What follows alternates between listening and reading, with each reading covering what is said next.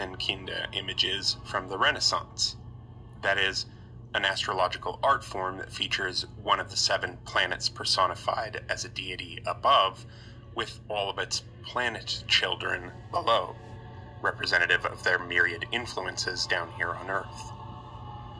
So I begin this quote from the Picatrix. Saturn is the source of retentive power. He governs an aspect toward profound knowledge, the science of law, the search for causes, effects, and the origins of things, the utterance of magical words, and the knowledge of deep and occult properties. From the languages, he governs Hebrew and Chaldean. From the external appendages, he governs the right ear. From the internal organs, he governs the spleen, which is the source of melancholy conjoining all organs. From the religions, he governs Judaism. From cloth types, he governs all black cloth. From the crafts, he rules working the soil, plowing, digging, extracting and working minerals, and the building trades. From the tastes, he governs the bitter. Among locations, he governs black mountains, murky rivers, deep wells, ditches, and desert places. From the stones, he governs onyx and all black stones. From the metals, he governs lead, iron, and all black musty metals. From the trees, he governs elderberries, oaks, carobs, palms, and vines. From the herbs, he governs cumin, rue, onion, and all the plants that have deep leaves. From the kinds of aloe, myrrh, and similar things, he governs white lead and colocynth. From the incenses, he strongly governs cinnamon and storax gum. From the animals, he governs black camels, pigs, monkeys, bears, dogs, and cats. From the birds, he governs all those with a long neck and a powerful cry, like cranes, ostriches, duga, and crows. He governs all the animals that live beneath the earth, all the tiny, juicy, and foul-smelling creatures. From the colors, he governs every black and tawny color. End quote. The text goes on to state the color of Saturn is like burnt wool, and that his image is, quote, the shape of a black man wrapped in a green cloak, with a dog head and a sickle in his hand.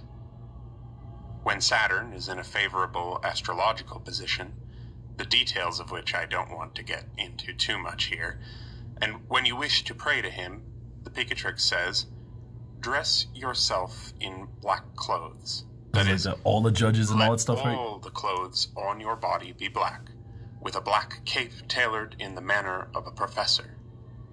Wear black shoes.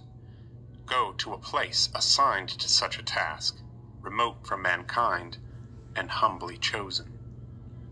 Walk there with a humble will, in the fashion of a Jew, for Saturn was the lord of their Sabbath. Hold an iron ring in your hand, and carry an iron censer.